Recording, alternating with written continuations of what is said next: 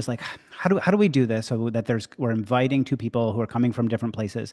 So I thought, all right, I want to have somebody in whom the audience can, so the people who are in the audience who identify as pro-life, can see parts of their views in that person, and then someone who's pro-choice can see parts of their views in that other person represented, knowing that these things are complex. So with Elizabeth, I invited you, thinking here about a little bit more of a leaning pro-life side. Mako, with you leaning a little more on the pro-choice side. There was enough agreement to at least say, hey, yes, I will join the Theology Lab program.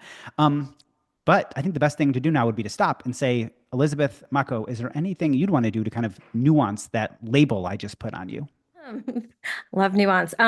Yeah, so coming from a pro-life perspective, that's definitely how I identify myself. But sort of as you named, like it might not be how other people who consider themselves pro-life, we might not align on items 1 through 10.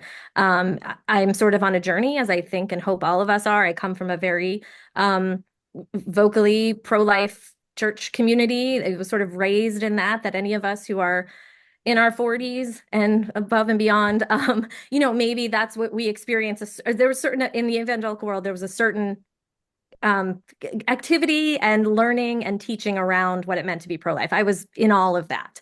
And so it's not as if I've jettisoned that, but I like to think that as I've moved through education, as I've moved through different communities, as I've engaged with people across maybe more difference than I was exposed to in my growing up church life, my views have become more nuanced and less strictly in line with sort of the tablet I was given from on high, in our high school youth group when we're told to go hold this sign and wear this pin and do these things. So again, I do consider myself pro-life, but I'm sure as we'll tease out a little bit, it might not mean the same thing to everyone. That's helpful.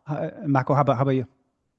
That's right. And pro-choice, I guess I am okay as a starting point because that's probably how, many people would think of it. But I feel like the binary between pro-life and pro-choice, at least rhetorically, is not helpful. We're all interested in the exceptions, or what do you think about enforcement, and things like that. And so I think Scott, one of the questions I know you'll tease out, but you wanted me to answer here is, can I articulate my policy position, which is different.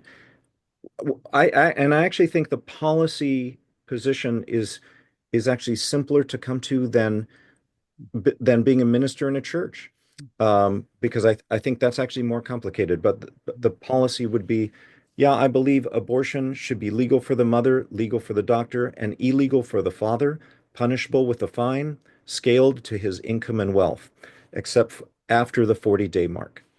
And I'm happy to talk about all of those details. So does that map easily into the pro-life or pro-choice position? I don't think so.